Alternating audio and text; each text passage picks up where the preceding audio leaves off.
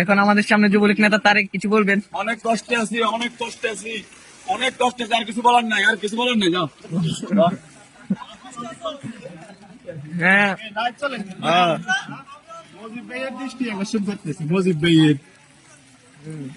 মজিব ভাই লোক, হ্যাঁ মজিব ভাই লোক এলে মজিব ভাই বলি মনে করেন আমাদের গোমার বাড়ির ফলন বাড়ির রোডটা একটু উঁচা করে দিতে, এটার ভিতরে প্রতিদিন বৃষ্টি হলে মনে করেন পানি উঠে যাবে, মানে কোমর ওমান। ঠিক আছে, আমরা এই লুঙ্গি মাথার উপর তুলে হাঁটতে হইতেছে। আমরা কুমার বাড়ির মানুষ, মানুষের অনেক কষ্টে আছি। ঠিক আছে, আমরা বর্তমান মেয়র এবং বিষয়ে দৃষ্টি আকর্ষণ সুন্দরভাবে একটা রাস্তা তৈরি করে দেওয়া আমাদের ইনশাল্লাহ। ঠিক আছে, এই দেখেন